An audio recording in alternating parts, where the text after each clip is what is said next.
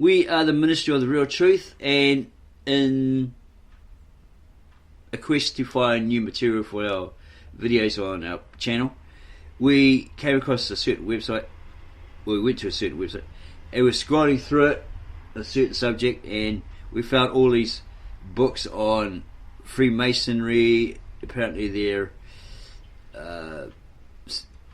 different brotherhood factions and their records, their practices, all this sort of stuff.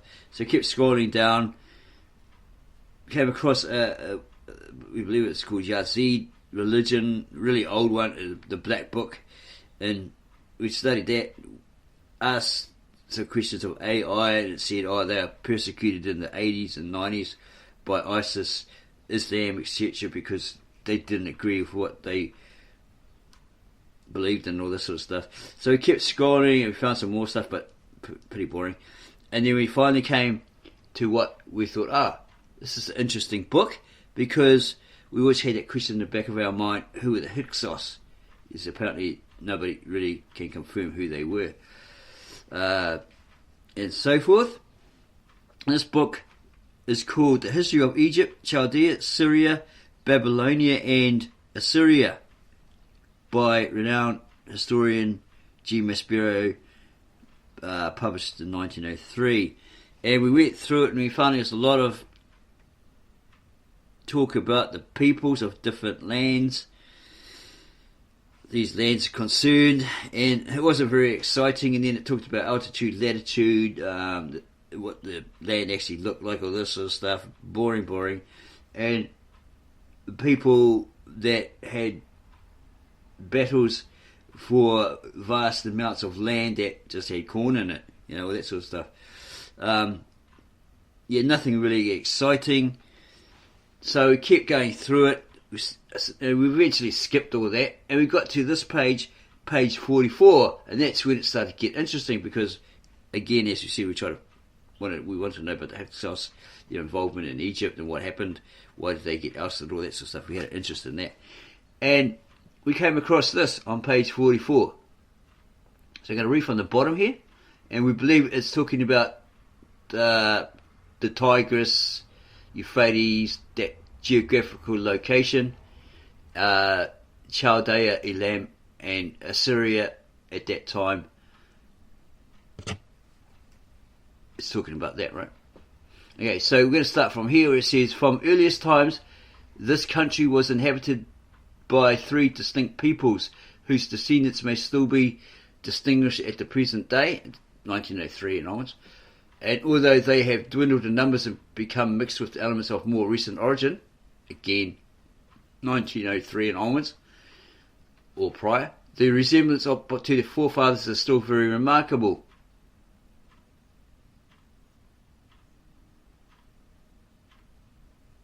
There were, in the first place, the short and robust people of well-knit figure with brown skins. Okay, so here it's not saying that they were black or African black.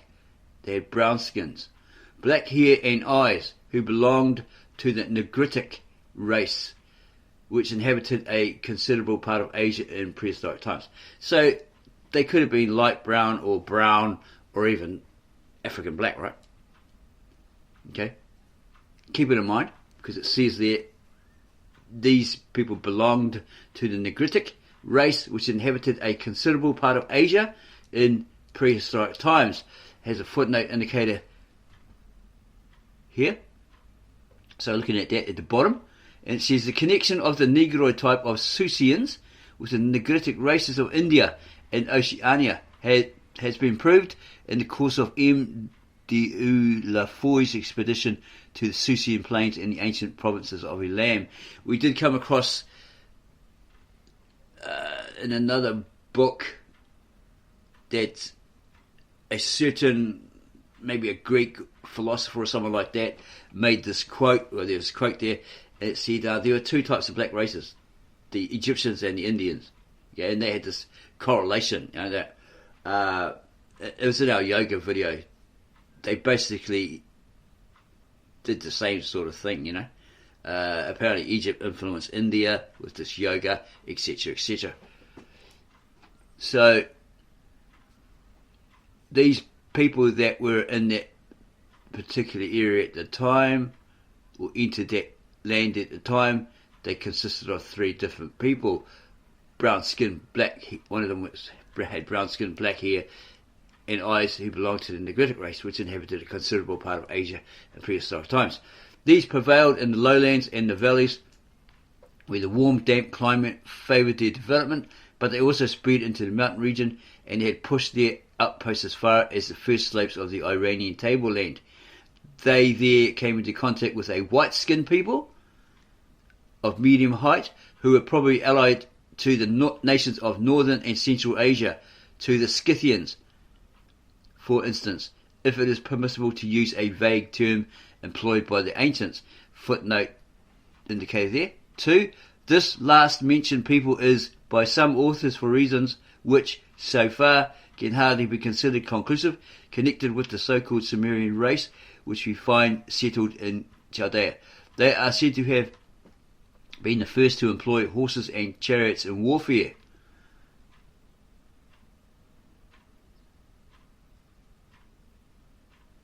Semites of the same stock as those of Chaldea pushed forward as far as the east banks of the Tigris, and settling mainly among the marshes, led a precarious life by fishing and pillaging. And there's a footnote indicator there, and it reads, from the earliest times we meet beyond the Tigris with names like that of Durilu, a fact which proves the existence of races speaking a Semitic dialect in the countries under the suzerainty of the king of Elam. In the last days of the Chaldean Empire, they had assumed such importance that the Hebrews made out Elam to be one of the sons of Shem. Genesis 10:22. Okay, and a couple of names are said here. Okay. Notice it says they had a life of fishing and pillaging. Keep that in your mind. The country of the plain was called Anzan or Anshan. Footnote indicator. Anzan, Anshan, and by assimilation of the nasal with the sibilant Ashan or Ashan. This name has already been mentioned in the inscriptions of the kings and viceregents of Lagash and in the Book of Prophecies of the ancient Chaldean astronomers. It also occurs in the royal preamble of Cyrus and his ancestors, who, like him, were styled kings of Anshan. It had been applied to the whole country of Elam and afterwards to Persia. Some are of opinion that it was the name of a part of Elam, that inhabited by the Turanian Medes, who spoke the second language of the Achaemenian inscriptions, the eastern half, bounded by the Tigris and the Persian Gulf, consisting of a flat and swampy land. These differences of opinion gave rise to a heated controversy, and it was then, however, pretty generally admitted that Anzan or Anshan was really the plain of Elam, from the mountain to the sea. And on one set of authorities affirms that the word Anzan may have meant plain in the language of the country, while others hesitate as yet to pronounce definitely on this point. Okay, so the mountain region Nama or Elama, the highlands, these two names were subsequently used to denote the whole country. Okay, and what's of interest is here, native of mixed Negritic, or the Negro race, from Susania. So this person is of the Negritic race, right? As it says.